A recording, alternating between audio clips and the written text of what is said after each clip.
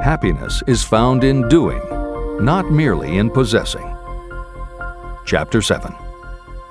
Imagination. The workshop of the mind. The fifth step toward riches. The imagination is literally the workshop where all plans are created. It is where the impulse, the desire, is given shape, form, and action through the aid of the imaginative faculty of the mind. It has been said that we can create anything that we can imagine.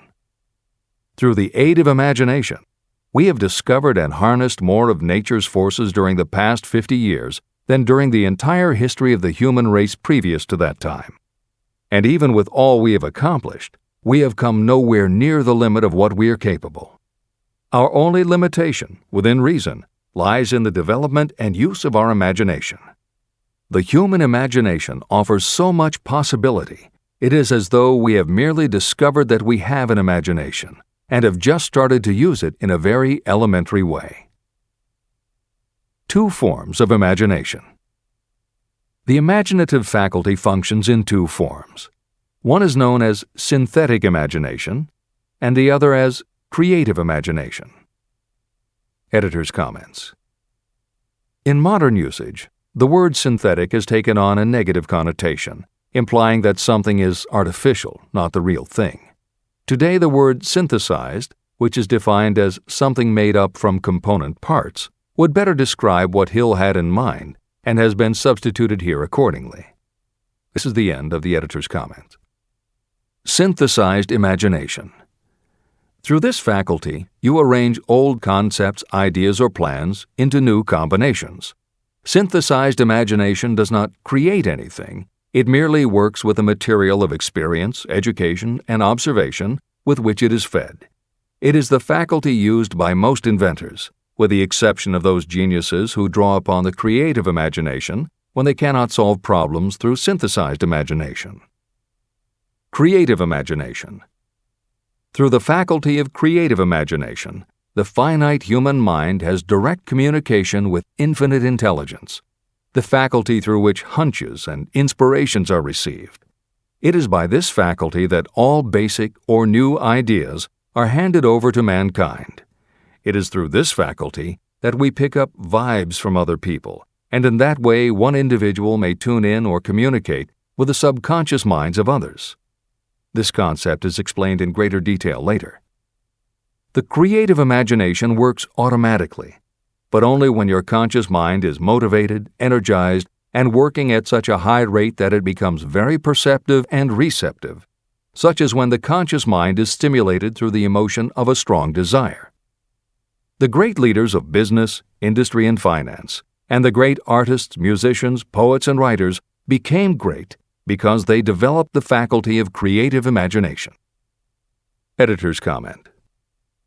At this point, it should be noted that both kinds of imagination are equally valuable to you, and they work together so seamlessly it is often hard to tell where one ends and the other begins.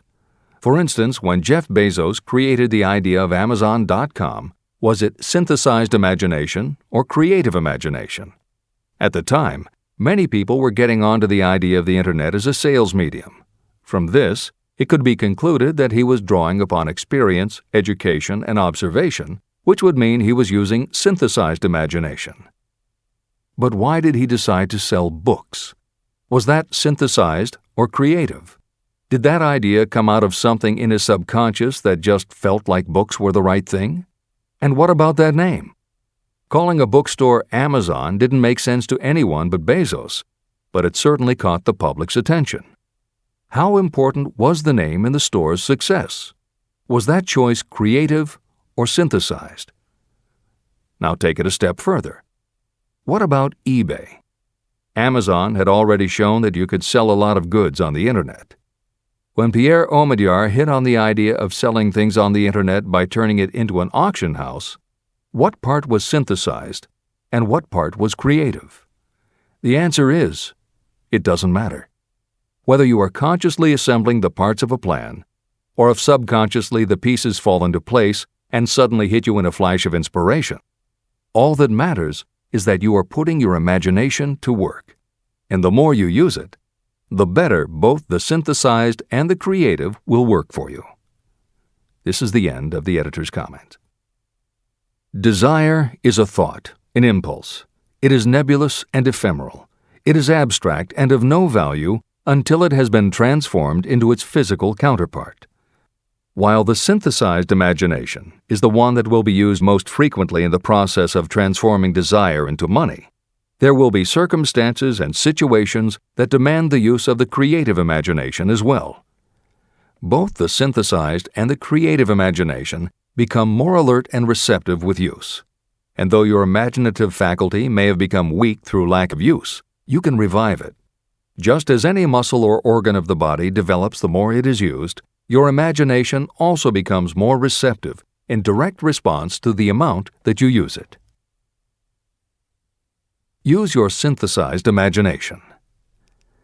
First, let us focus attention on the development of the synthesized imagination. This is the faculty that you will use more often in converting desire into money. Transformation of the intangible impulse of desire into the tangible reality of money calls for the use of a plan or plans. To make plans, you must use your imagination. Mainly, this will require you to use your synthesized imagination as you draw upon your experience, your education, and your observations. Editor's comment.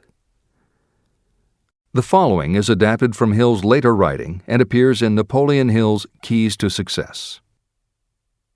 An excellent example of synthesized imagination is Edison's invention of the light bulb. He began with one recognized fact that other people had discovered. A wire could be heated by electricity until it produced light. The problem was that the intense heat quickly burned the wire out, and the light never lasted more than a few minutes. Edison failed more than 10,000 times in his attempt to control this heat. When he found the method, it was by applying another common fact that had simply eluded everyone else. He realized that charcoal is produced by setting wood on fire, covering it with soil, and allowing the fires to smolder. The soil permits only enough air to reach the fire to keep it burning without blazing, and that way the wood isn't burned up. When Edison recognized this fact, his imagination immediately associated it with the idea of heating the wire. He placed the wire inside a bottle, pumped out most of the air, and produced the first incandescent light. It burned for 8.5 hours. Everything that Edison used to make the electric light was widely known, but the way he synthesized the knowledge changed the world and made him a very wealthy man. W. Clement Stone called the process the R2A2 formula: recognize and relate, assimilate and apply. If you do that with everything you see, hear, think, and experience, it will give you a new way of looking at familiar things. If you do that, you can achieve what others believe is impossible. Later in this chapter, you will read of other fortunes that grew from even simpler synthesized ideas, and these stories should lead you to conclude that the combination of ideas is nothing that you couldn't have thought of yourself. That alone should start your own imagination synthesizing ideas. However, even though these stories will inspire you, and you will be anxious to get started, this is not yet the point for you to start making plans. Here, and throughout Think and Grow Rich, Napoleon Hill reminds the reader that this book is meant to be read all the way through before beginning to put the philosophy into practice. There are other ideas to be assimilated from later chapters that will influence your imagination and therefore affect the plans you may develop. This is the end of the editor's comments. Read the entire book through, then come back to this chapter and begin to put your imagination to work on the building of a plan for transforming your desire into money. Examples and instructions for creating plans are given in almost every chapter. Carry out the instructions that are best suited to your needs and put your plan in writing. The moment you complete this, you will have definitely given concrete form to your intangible desire. Now, read that sentence once more in a slightly different way. The moment I put my plan in writing, I will have definitely given concrete form to my desire. Now read it aloud and realize what you are telling yourself. Desire is only a thought.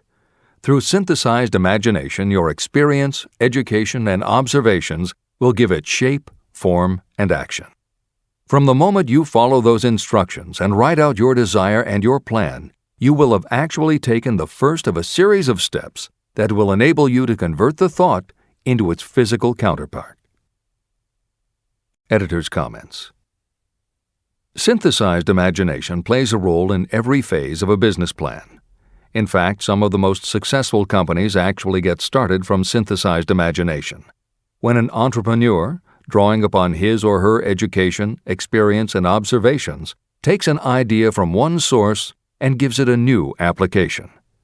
That is exactly what happened with Ruth Handler. She and her husband, along with another partner, had started a small manufacturing company which had evolved into toy manufacturing. The success of their business depended on coming up with new toy ideas. Watching her young daughter at play, Ruth Handler noticed that she was fascinated with cutout books that featured teenage girl or career women paper dolls that she could cut out clothes for. She also knew that little girls loved to play dress-up in grown-up clothes. These ideas, drawn from Ruth Handler's education, experience, and observations, synthesized themselves in her imagination and came together as a new idea. Ruth Handler announced that they should make a lifelike teenage girl doll, not a paper doll, but a real three-dimensional grown-up doll with a woman's figure, and they could also make grown-up clothes to fit it, so that girls could play dress-up with the doll. In honor of the source of inspiration, Ruth Handler named the new doll after her daughter, Barbie. As obvious as it seems now, until Ruth Handler, no one had the imagination to make and market a doll that looked like a woman, and certainly no one had ever made endless collections of tiny women's fashions for a doll to wear. Previously, we mentioned Jeff Bezos creating Amazon by combining the idea of a bookstore with the Internet, and Pierre Omidyar doing the same thing with auctions when he launched eBay. Mary Kay Ash took the idea of women running their own businesses and added the idea of door-to-door sales. Anita Roddick took the trend of all-natural ingredients, combined it with cosmetics, and created the body shop empire. Bernard Marcus and Arthur Blank took the concept of the supermarket, combined it with hardware, and created Home Depot.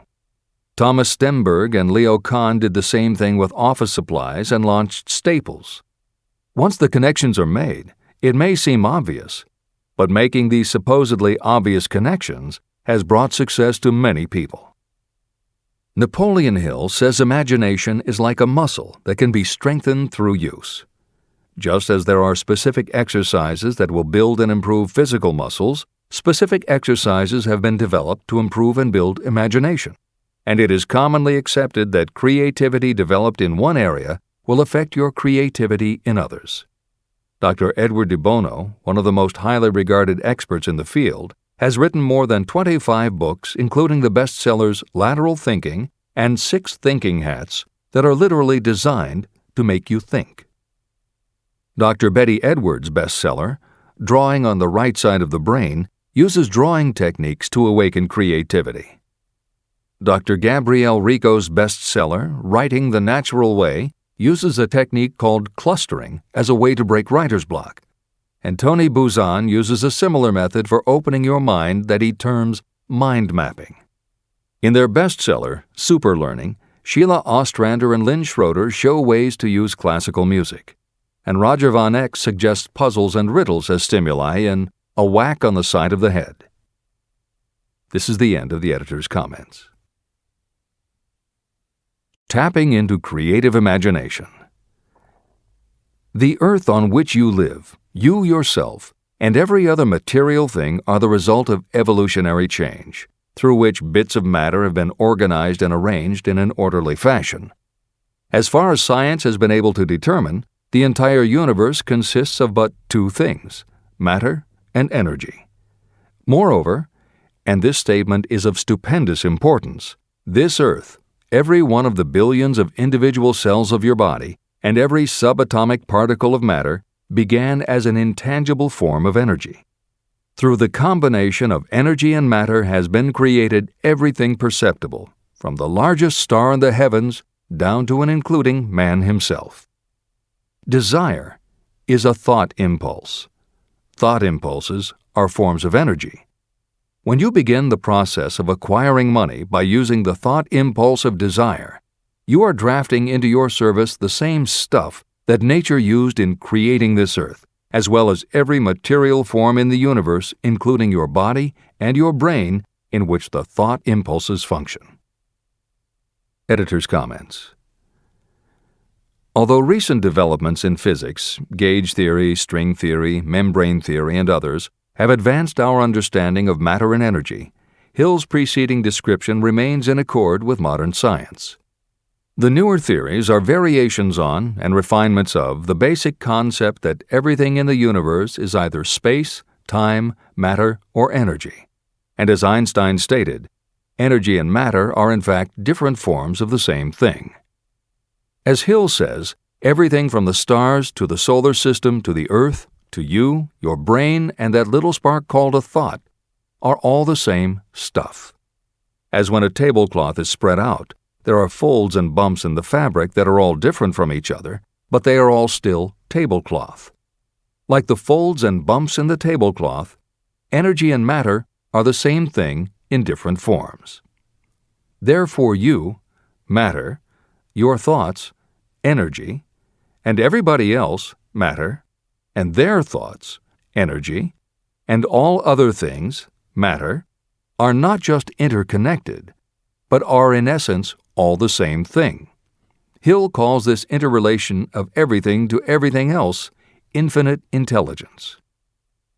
In the chapter on faith, he made his first mention of infinite intelligence being the source of hunches, intuition, and flashes of inspiration. In the chapter on autosuggestion, he proposed that the subconscious mind is the connection with infinite intelligence.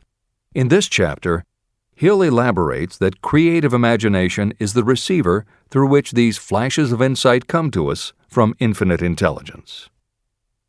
Under some circumstances, when your mind is operating at a high rate, your creative intelligence receives not just an idea, but also a flash of intuition. You get a hunch or a premonition about something or somebody. That flash could not come from your conscious or your subconscious because neither ever had the information. Because everything is a part of everything else, your creative imagination, energy, pulled the thought, energy, directly from the common pool of infinite intelligence, energy, that contains not just your subconscious, energy, but all other subconscious minds, energy, as well. Infinite intelligence is a complex concept, and for those readers who find themselves questioning the process, be assured that Hill expands on the theory in later chapters. The editors advise the reader to set aside any questions for the moment and focus on the logical and practical application Hill had in mind. This is the end of the editor's comments. You are engaged in trying to turn your desire into its physical or monetary counterpart, and there are laws of physics and principles of psychology that can help you. But first, you must give yourself time to become familiar with these laws and learn to use them. Through repetition, and by describing these principles from every conceivable angle, I hope to reveal to you the secret through which every great fortune has been accumulated. Strange and paradoxical as it may seem, the secret is not a secret. It is made obvious in the earth, the stars, the planets, in the elements above and around us, in every blade of grass, and every form of life within our vision.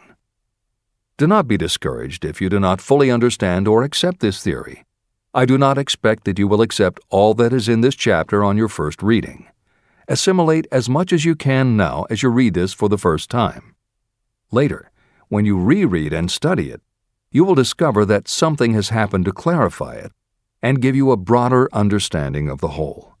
Above all, do not stop nor hesitate in your study of these principles until you have read the book at least 3 times. Then you will not want to stop. How to make practical use of imagination. Ideas are the beginning points of all fortunes. Ideas are products of the imagination. Following are two true stories about ideas that have yielded huge fortunes. I hope that these stories will convey how important a role imagination can play in turning an idea into success, and that they will illustrate the method by which imagination may be used in accumulating riches. The Enchanted Kettle. In the late 1880s, an old country doctor drove to town, hitched his horse, quietly slipped into a drugstore by the back door, and began dickering with a young drug clerk. For more than an hour behind the prescription counter, the old doctor and the clerk talked in low tones. Then the doctor left.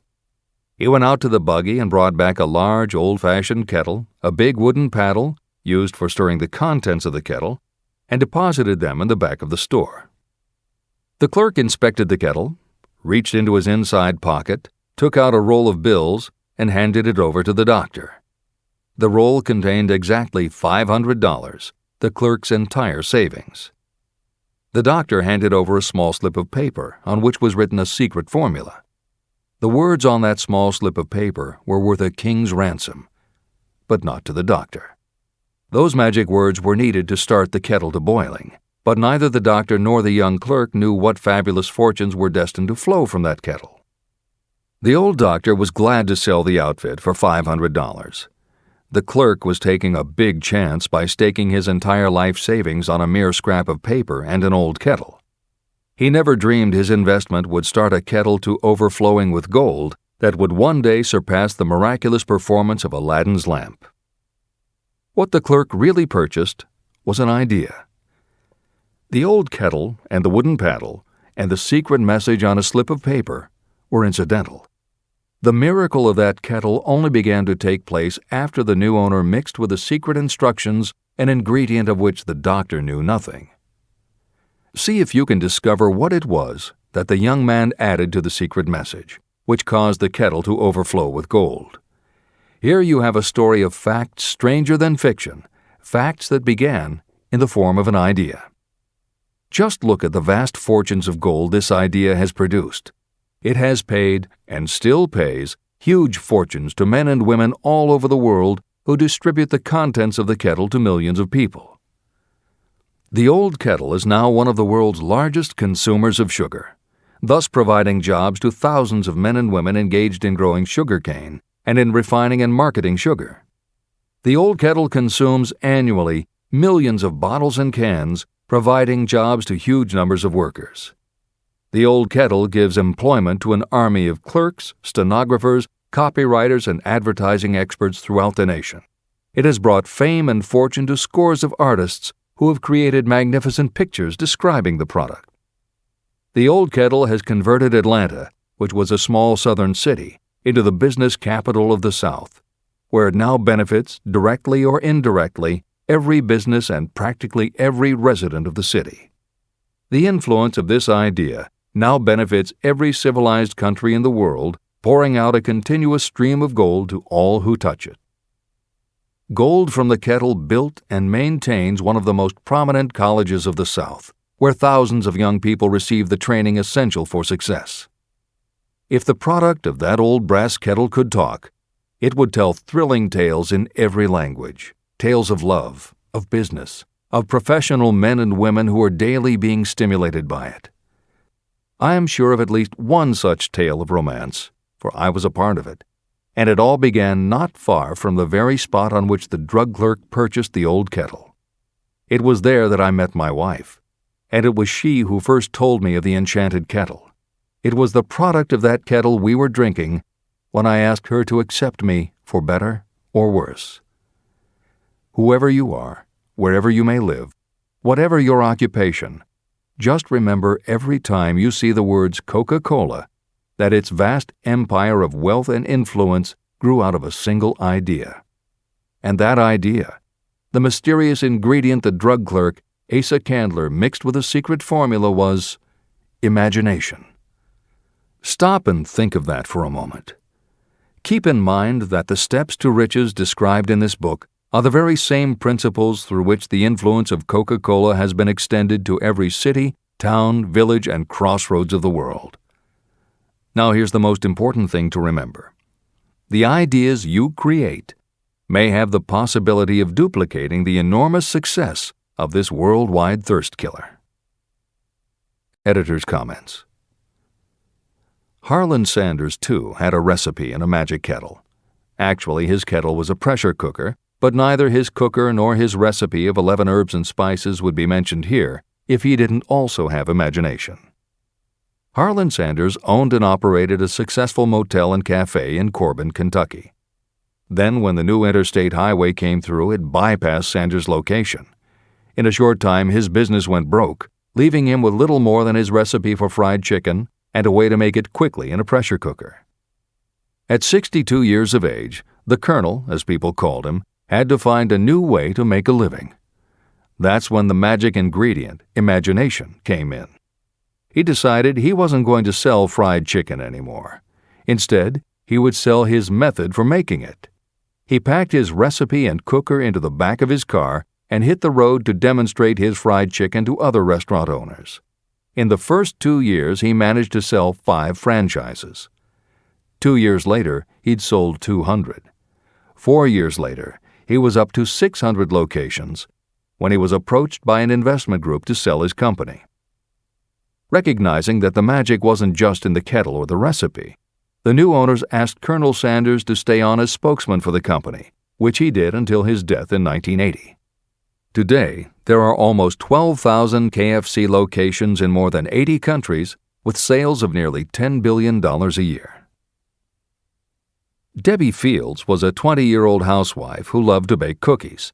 She had no formal education and no business experience, but she had a recipe and an imaginative idea that people would like to buy fresh, hot, soft cookies from a walk-up store. The business people and bankers she approached told her she was crazy, but she and her husband continued to pitch her idea to banker after banker until they finally wore one down enough to give Debbie Fields a loan to open a store in Palo Alto, California. By noon on her first day, she still hadn't sold a cookie, so she went out into the street and gave away samples. That did it. Her walk-in try-a-sample cookie store took off. Today, Mrs. Fields' stores are all across America. Harvard Business School uses her methods as a case study in efficiency, and Debbie Fields has become a best-selling author, an in-demand motivational speaker, and a television personality. Wally Famous Amos was a Los Angeles talent agent who copied a cookie recipe off the back of a bag of Nestle's chocolate chips. He made a few changes to personalize the recipe and started to give out his version of homemade cookies as a sort of calling card. His clients and business associates liked them so much that Wally finally decided to quit show business and open a store. He did it with a Hollywood agent's flair. He opened on Sunset Boulevard with 2,000 invitations, a red carpet, and celebrities. With the same flair, he put his picture on the bag, filled the bags with cookies, and started selling them to exclusive department stores and specialty shops. 10 years later, Famous Amos cookies were a $10 million business. Ray Kroc was over 50 and selling milkshake mixers when he heard about a hamburger stand in California, owned by Dick and Mac McDonald, that was doing great business. He packed his car and headed to San Bernardino to check it out. What he saw was a sit-down restaurant that had a limited menu featuring a good hamburger recipe, and they were serving them faster than any place he'd ever seen. Figuring that if there were more places like this, he could sell them a lot of milkshake mixers, Kroc pitched the McDonald brothers on the idea of opening some more McDonald's. They were interested, but they didn't know who they could get to open the new restaurants. This time, it was a recipe and a magic griddle, but it still needed the extra ingredient, imagination. On the spot, Ray Kroc offered to go into business with them and open the restaurants himself. According to the signs on the Golden Arches, Ray Kroc's imagination paid off in billions of hamburgers sold. In 1982, Howard Schultz went to work as the director of marketing for a small coffee importer wholesaler called Starbucks, which had only one location in Seattle's Pike Place Market. While he was on a trip to Italy, Schultz got the idea that the coffee bar culture he saw in Milan could be transposed to the downtown Seattle scene. He convinced the company to try it. His coffeehouse idea was such a success that Schultz went out and raised the money to buy the company. 5 years after he'd joined Starbucks, he was CEO of a company that had 17 locations. 15 years later, Schultz's coffeehouse culture was on every corner of America, and there were more than 7,000 Starbucks worldwide. As a final example of imagination, we offer Paul Newman's salad dressing. Now, it would seem that it doesn't take much imagination for a big celebrity to put his name on a product, and that's what Newman thought too. But when he and his partner, A.E. Hotchner, pitched their salad dressing idea to companies that specialize in marketing foods, nobody was interested unless they would personally put up about $1 million for the first year's operations. According to Newman and Hotchner's book, Shameless Exploitation, they found out that almost all celebrity products in the food business have been disastrous failures, and now nobody would touch them. So when it came to marketing salad dressing, even Paul Newman's big name wasn't the magic they needed. And unless they were willing to put up a ridiculous amount, money wasn't the magic either. The magic would have to be in the imaginative way that they would convince the right people to help them, and in having the perseverance to stick with it until they succeeded. And just like most everyone with an idea, they were told they were crazy to try it. They were turned down by bottling companies that wouldn't do small runs, and they were rejected by distributors who wouldn't take a chance on another celebrity product. In the end, it was one supermarket owner, Stu Leonard, who helped hook them up with the right suppliers. But even that wouldn't have been enough if Stu Leonard hadn't had enough imagination to see the possibilities and agree to put Newman's own salad dressing on the shelves in his store. 15 years later, Newman's Own Brands was a $100 million company, which gives all profits to charity. This is the end of the editor's comments. What I would do if I had $1 million. The following story proves the truth of that old saying, where there's a will, there's a way. It was told to me by that beloved educator and clergyman Frank W. Gonzalez, who began his preaching career in the Stockyards region of Chicago. While Dr. Gonzalez was going through college, he observed many defects in our educational system, defects that he believed he could correct if he were the head of a college. He made up his mind to organize a new college in which he could carry out his ideas without being handicapped by orthodox methods of education. He needed $1 million to put the project across. Where was he to lay his hands on so large a sum of money? That was the question that absorbed most of this ambitious young preacher's thought, but he couldn't seem to make any progress. Every night, he took that thought to bed with him. He got up with it in the morning. He took it with him everywhere he went. He turned it over and over in his mind until it became a consuming obsession with him. Being a philosopher as well as a preacher, Dr. Gonzalez recognized, as do all who succeed in life, that definiteness of purpose is the starting point from which one must begin. He recognized, too, that definiteness of purpose takes on life and power when backed by a burning desire to translate that purpose into its material equivalent. He knew all these great truths, yet he did not know where or how to lay his hands on $1 million. The normal thing would have been to give up and quit, saying, well, my idea's a good one, but I can't do anything with it because I can't raise the $1 million.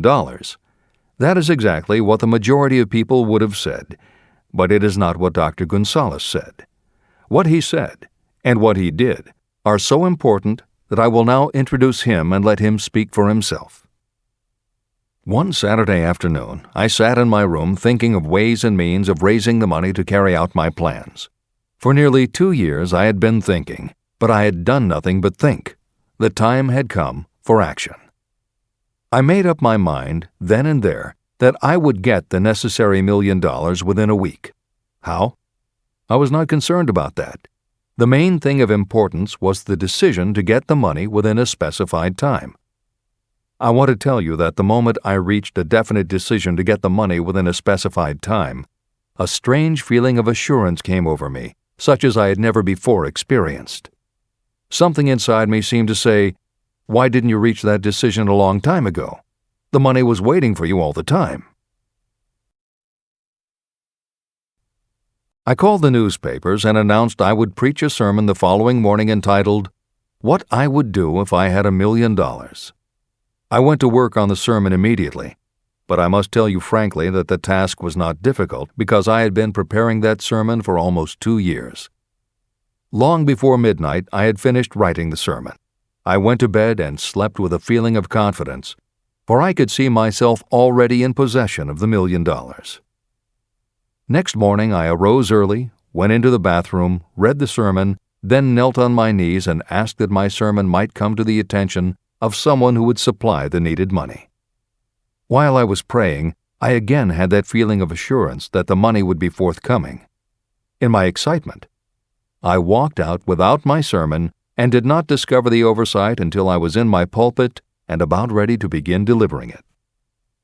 It was too late to go back for my notes, and what a blessing that I couldn't go back. Instead, my own subconscious mind yielded the material I needed. When I arose to begin my sermon, I closed my eyes and spoke with all my heart and soul of my dreams. I not only talked to my audience, but I fancy I talked also to God.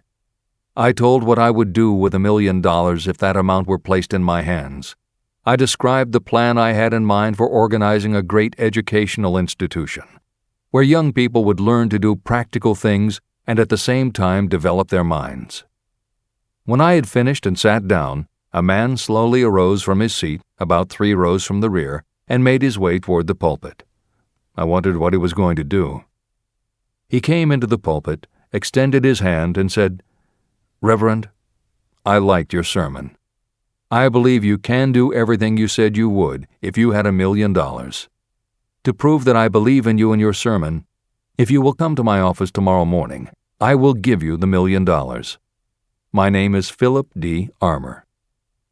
Young Gonzalez went to Mr. Armour's office, and the $1 million was presented to him. With that money, he founded the Armour Institute of Technology, now known as Illinois Institute of Technology. The $1 million that launched the Armour Institute came as the result of an idea. Behind the idea was a desire that young Gonzalez had been nursing in his mind for almost 2 years. Observe this important fact. He got the money within 36 hours after he reached a definite decision in his own mind to get it and decided upon a definite plan for getting it. There was nothing new or unique about young Gonzalez vaguely thinking about $1 million and weakly hoping for it. Others have had similar thoughts. But there was something very unique and different about the decision he reached on that memorable Saturday, when he put vagueness into the background and definitely said, "I will get that money within a week." The principle through which Dr. Gonzalez got his $1 million is still alive. It is available to you. This universal law is as workable today as it was when the young preacher made use of it so successfully. Editor's comments. The Armour Institute of Technology opened in 1893, offering courses in engineering, chemistry, architecture, and library science, and in 1940 became the Illinois Institute of Technology when the Armour Institute merged with the Lewis Institute, a Chicago college that had opened in 1895 and offered liberal arts as well as science and engineering courses. In 1949, the Institute of Design, founded in 1937, also merged with IIT, followed in 1969 by the Chicago-Kent College of Law and the Stewart School of Business, and in 1986 by the Midwest College of Engineering. Today there are several campuses in downtown Chicago.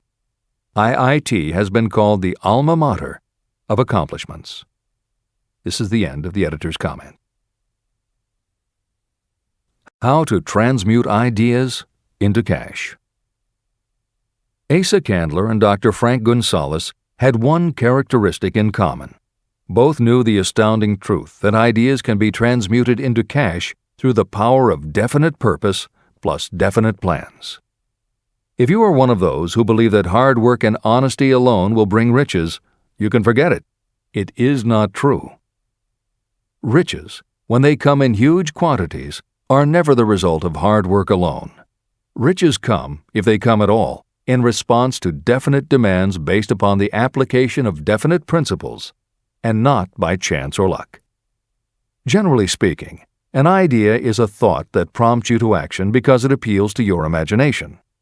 All master salespeople know that ideas can be sold where merchandise cannot. Ordinary salespeople do not know this. That is why they are ordinary.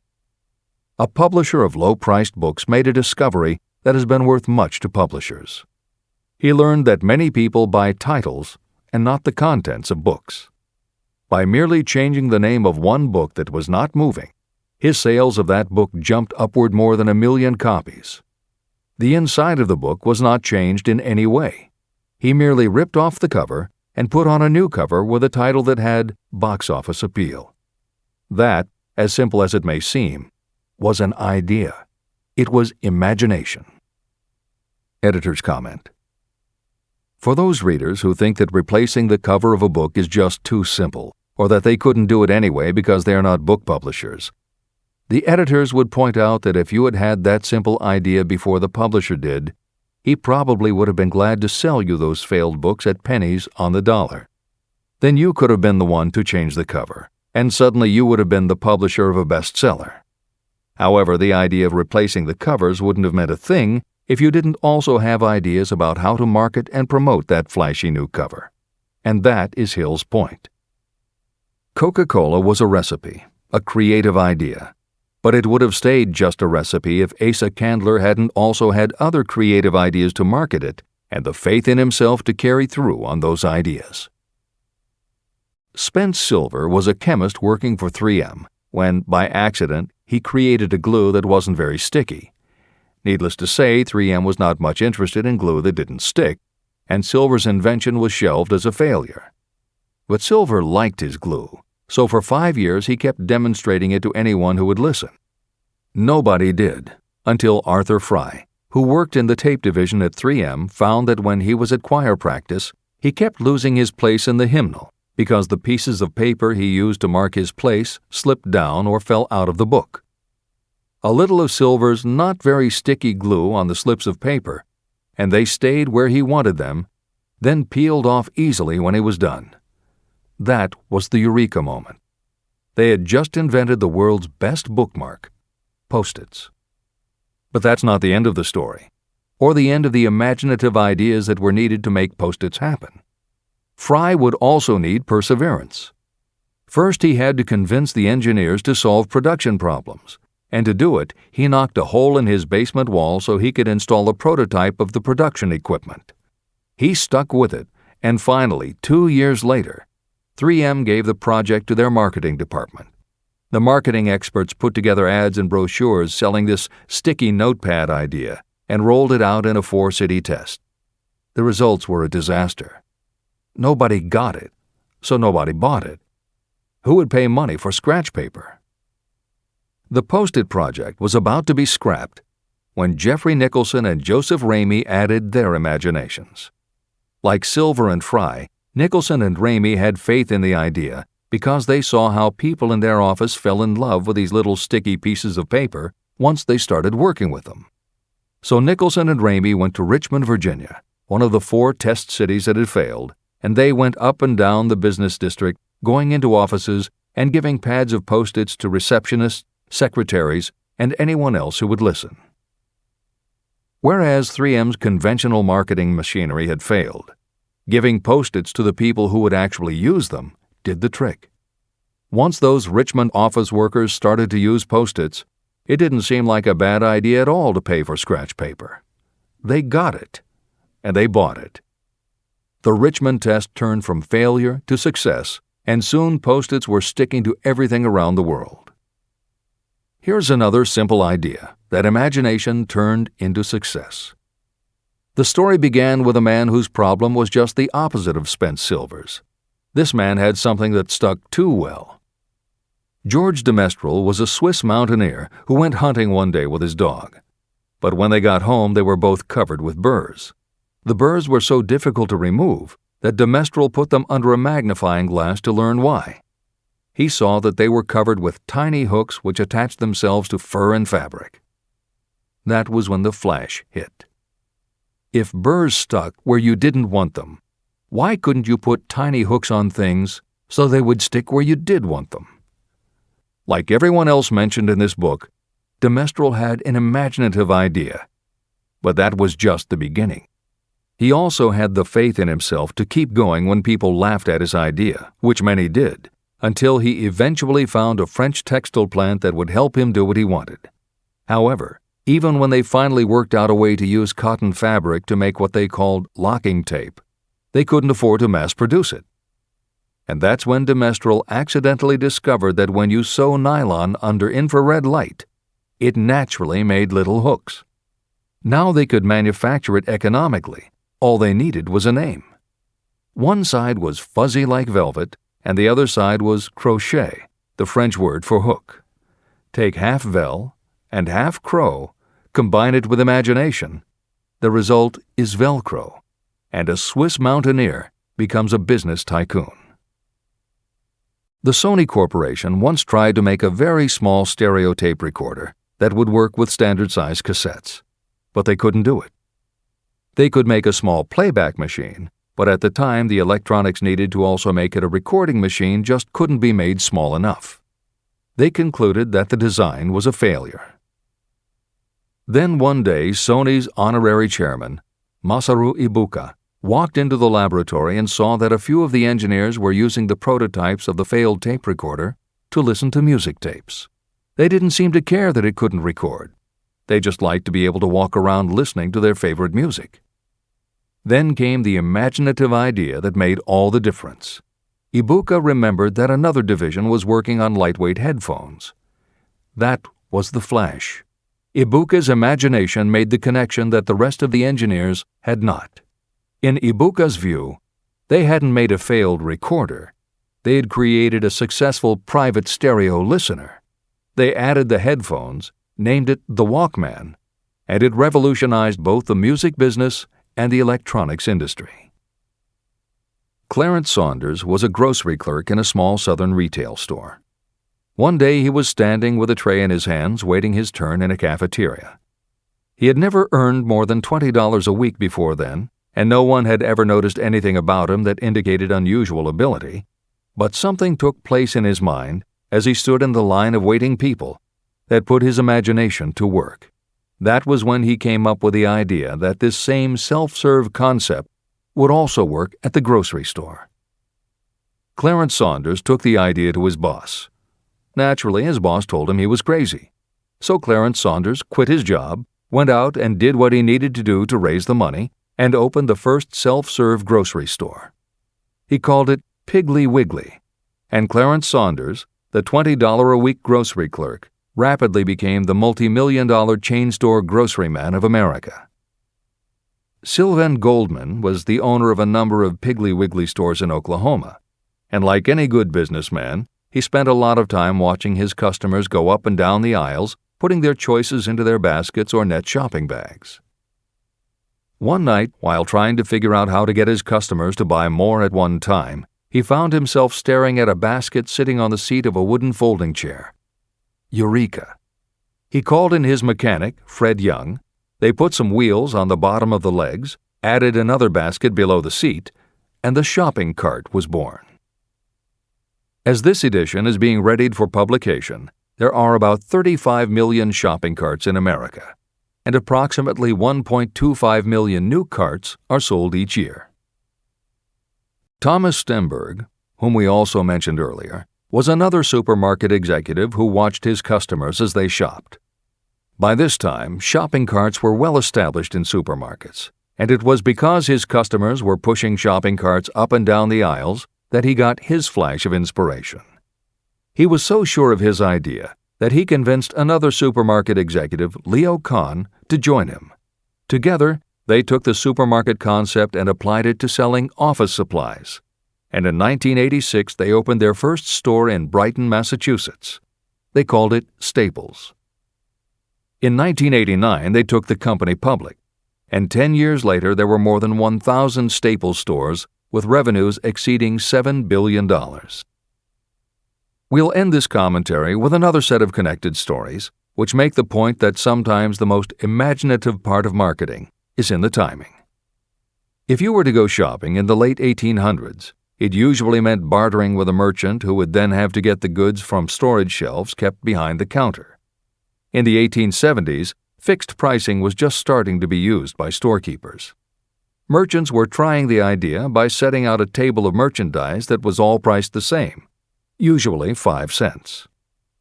Frank Winfield Woolworth was a clerk in a general store, and he convinced the store owner to let him try the 5-cent table idea. Although it worked, the owner wasn't impressed. So Woolworth borrowed $350 from his boss, and in 1879 opened his first 5-cent store in Utica, New York. It was an entire store full of goods where everything cost a nickel.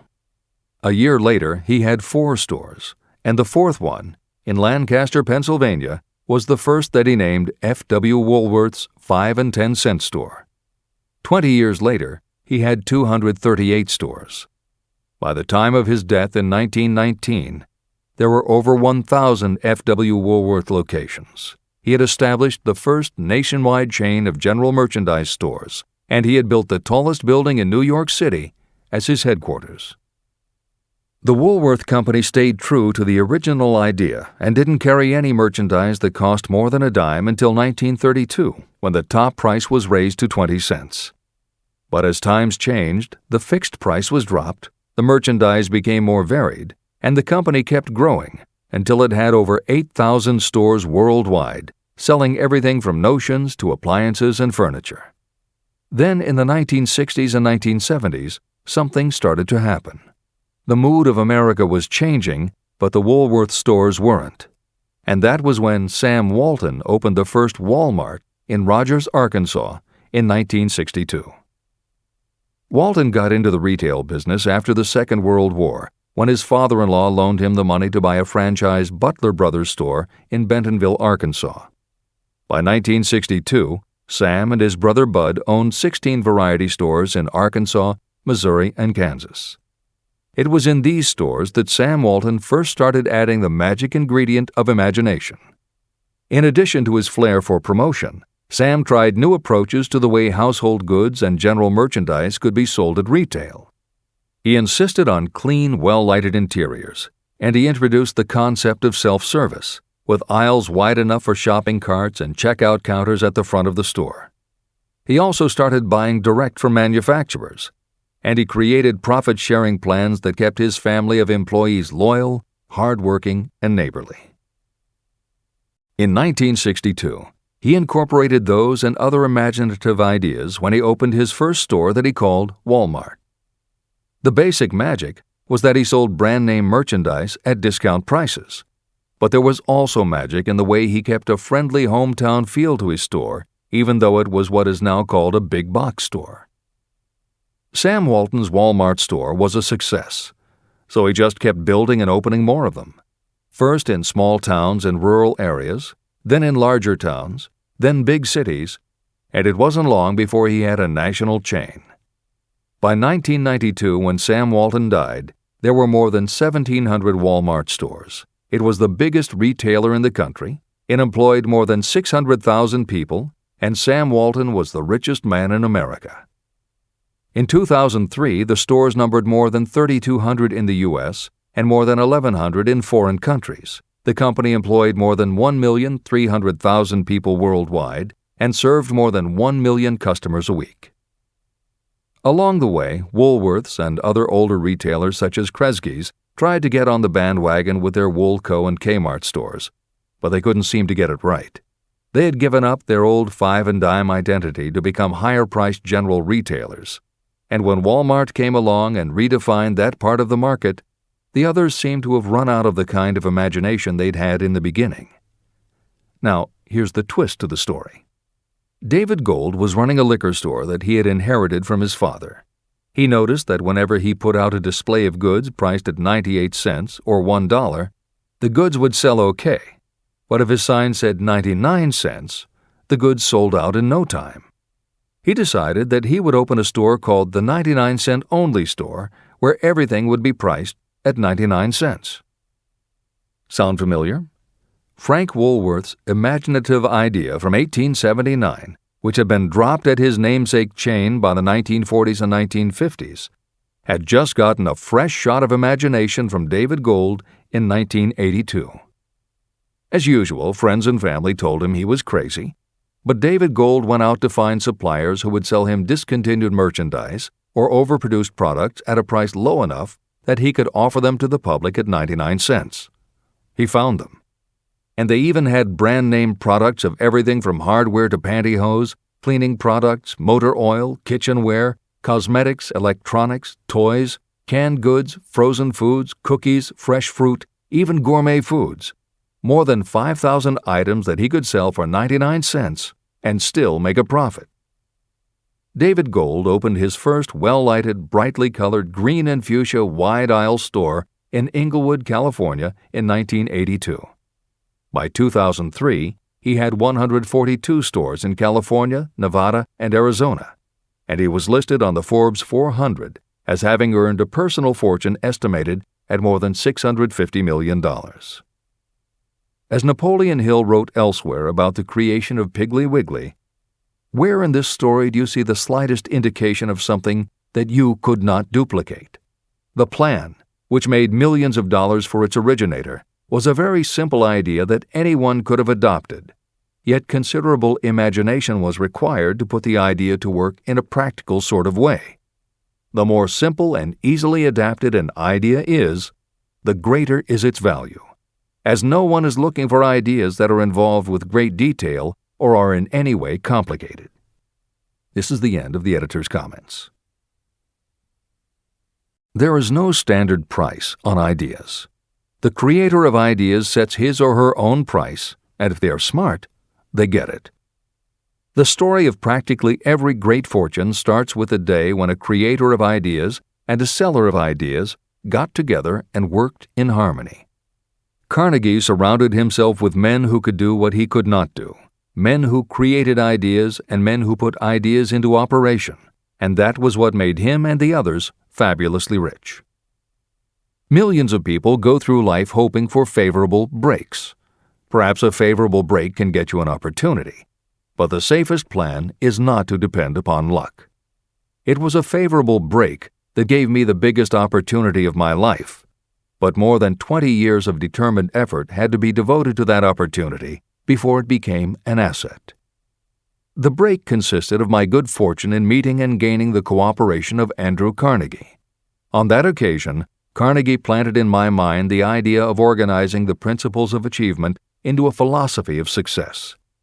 Millions of people have profited by the discoveries made in the years of research, and fortunes have been accumulated through the application of the philosophy. The beginning was simple. It was an idea that anyone might have developed. The favorable break came through Carnegie. But what about the determination, definiteness of purpose, and the desire to attain the goal, and the persistent effort of all those years of research?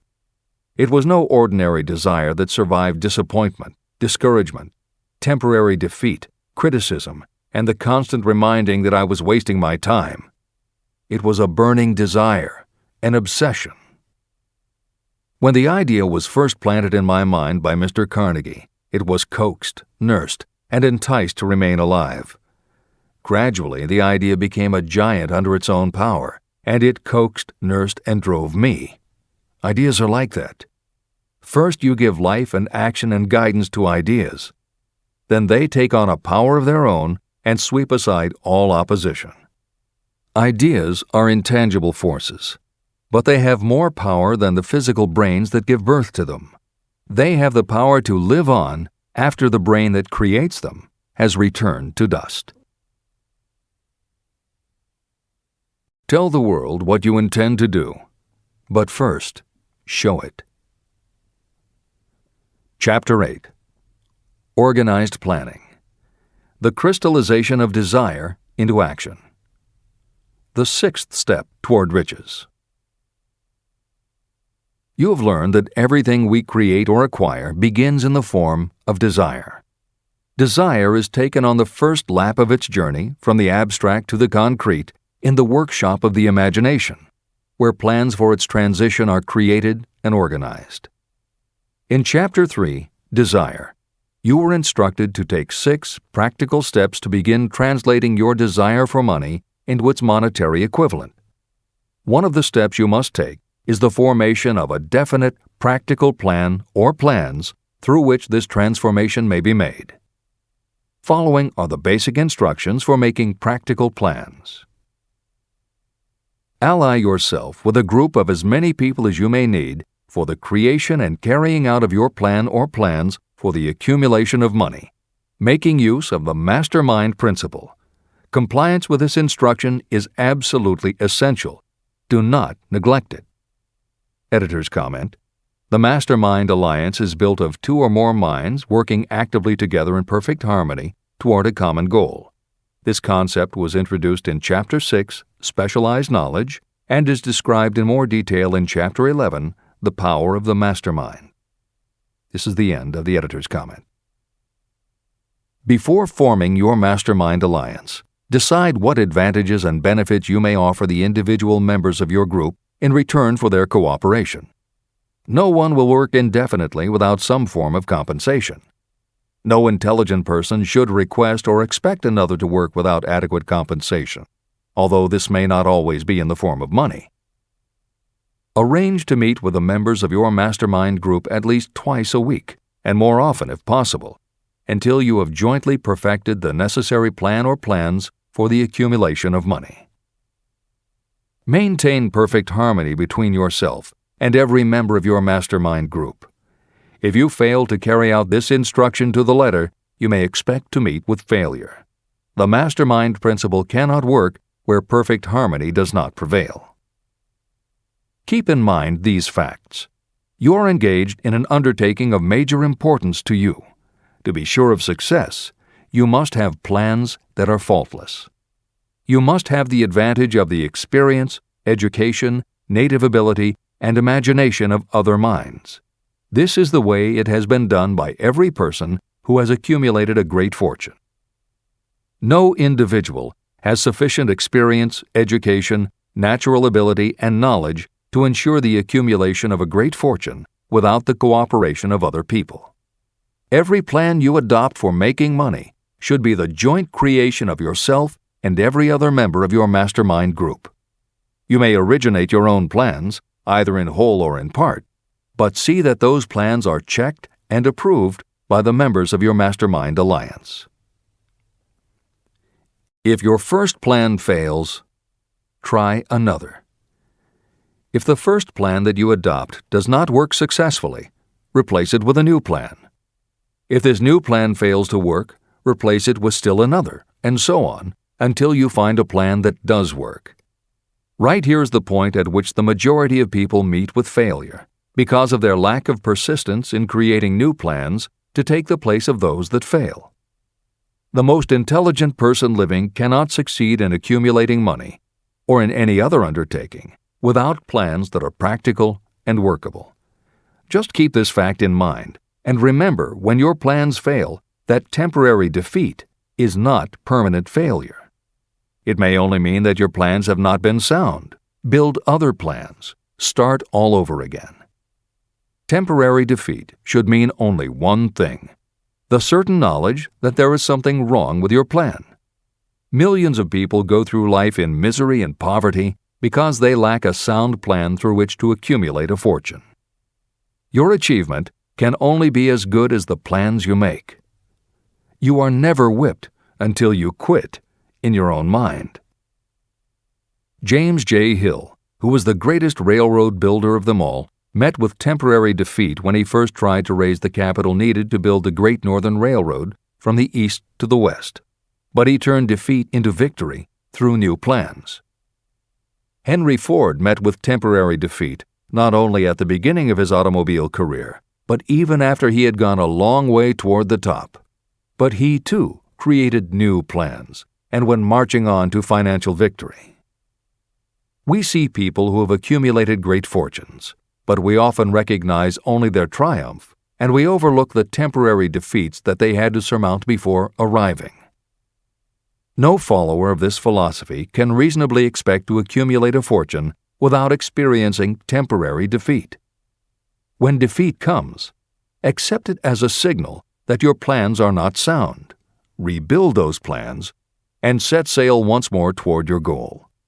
If you give up before your goal has been reached, you're a quitter. A quitter never wins, and a winner never quits. Write this sentence on a piece of paper in letters an inch high and place it where you will see it every night before you go to sleep and every morning before you go to work. When you begin to select members for your mastermind group, choose those who do not take defeat seriously. Some people foolishly believe that only money can make money. This is not true. Desire, transmuted into its monetary equivalent through the principles in this book, is the way money is made. Money, of itself, is nothing but inert matter. It cannot move, think, or talk, but it can hear when someone who desires it calls it to come. Intelligent planning is essential for success in any undertaking designed to accumulate riches. Following are detailed instructions to those who must begin the accumulation of riches by selling personal services. It should encourage you to know that practically all the great fortunes began either from selling personal services or from the sale of ideas. When you think about it, what else except ideas and personal services can you give in return for riches if you don't have products or property? Leaders and followers. Broadly speaking, there are two types of people in the world. One type is known as leaders and the other as followers. Decide at the outset whether you intend to become a leader in your chosen calling or remain a follower.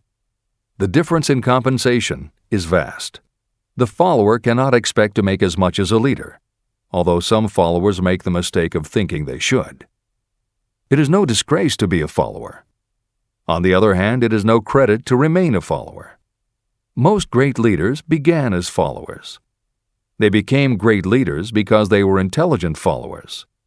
With few exceptions, the person who cannot follow a leader intelligently cannot become an efficient leader.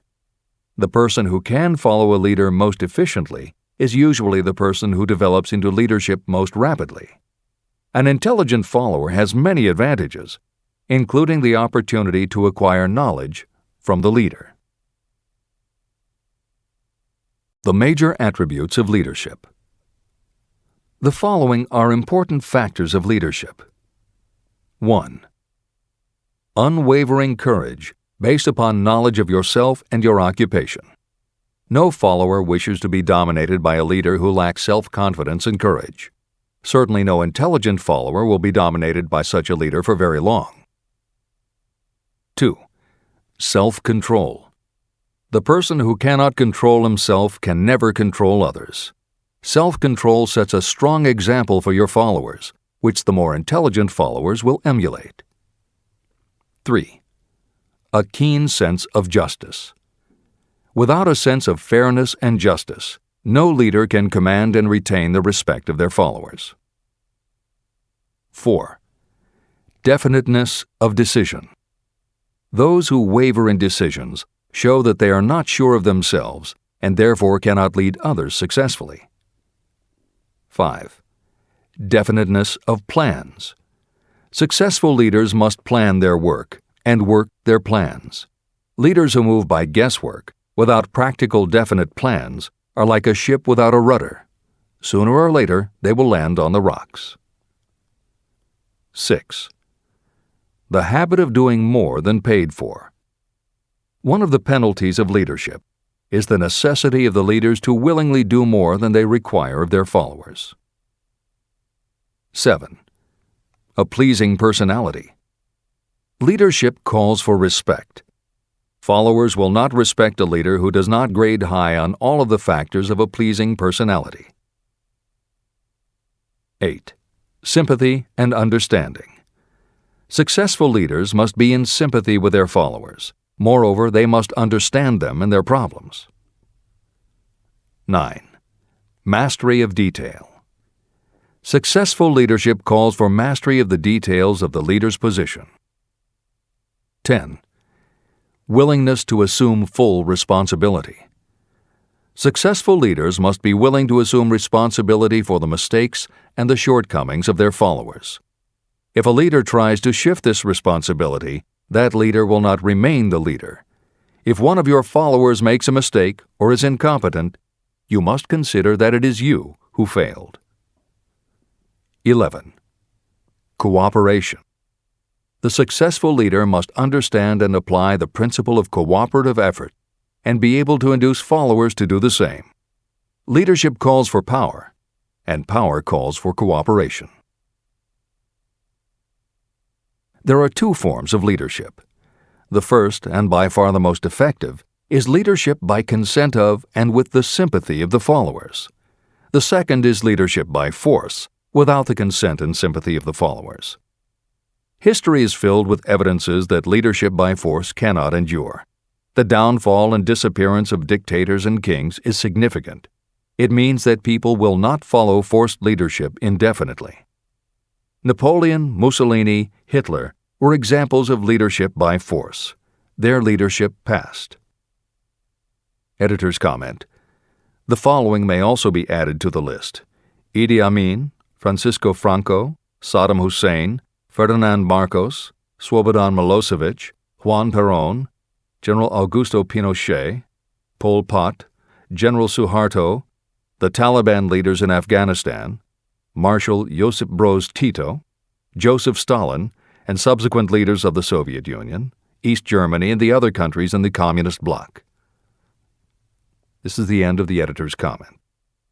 Those that remain see their power eroding and slipping away. Leadership by consent of the followers is the only leadership that can endure. People may follow forced leadership temporarily, but they will not do so willingly. Successful leaders will embrace the 11 factors of leadership described in this chapter, as well as some other factors. Those who make these attributes the basis of their leadership will find abundant opportunity to lead in any walk of life. The 10 major causes of failure in leadership. The following are the major faults of leaders who fail.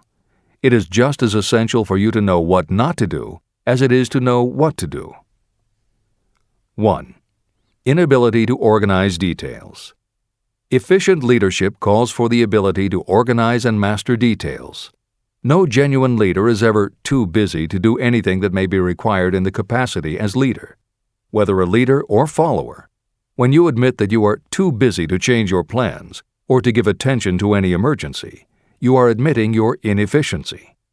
The successful leader must be the master of all details connected with the position. That means, of course, that you must acquire the habit of relegating details to capable lieutenants. 2. Unwillingness to render humble service. Truly great leaders are willing, when occasion demands, to perform any sort of labor that they would ask another to perform. The greatest among ye shall be the servant of all is a truth that all able leaders observe and respect. 3. Expectation of pay for what they know, instead of what they do with what they know. The world does not pay you for what you know, it pays you for what you do, or what you induce others to do. 4. Fear of competition from followers. Leaders who fear that one of their followers may take their position are practically sure to realize that fear sooner or later. Able leaders train understudies to whom they may delegate any of the details of their position. Only in this way can leaders multiply themselves and be at many places and give attention to many things at one time. It is an eternal truth that leaders receive more pay for their ability to get others to perform than they could possibly earn by their own efforts. An efficient leader may, through knowledge of the job and a magnetic personality, greatly increase the efficiency of others and get them to render more service and better service than they could render without the leader's guidance. 5. Lack of imagination. Without imagination, the leader is incapable of meeting emergencies or of creating plans by which to guide followers efficiently. 6. Selfishness. Leaders who claim all the honor for the work of their followers are sure to be met by resentment. The really great leader claims none of the honors. Great leaders are content to see the honors, when there are any, go to their followers, because the great leaders know that most people will work harder for commendation and recognition than they will for money alone. 7. Intemperance. Followers do not respect an intemperate leader. Moreover, intemperance in any form destroys the endurance and the vitality of those who indulge in it. 8. Disloyalty. Perhaps this should have come at the head of the list. Leaders who are not loyal to their duty, and to those both above and below them, cannot maintain their leadership for long. Disloyalty marks you as being less than the dust of the earth, and it will bring the contempt it deserves. Lack of loyalty is one of the major causes of failure in every walk of life. 9. Emphasis of the authority of leadership. The efficient leader leads by encouraging, and not by trying to instill fear in the hearts of those who follow. Leaders who try to impress their followers with their authority come within the category of leadership through force. If you are a real leader, you will have no need to advertise that fact. It is apparent in your conduct, by your sympathy, understanding, fairness, and a demonstration that you know your job. 10.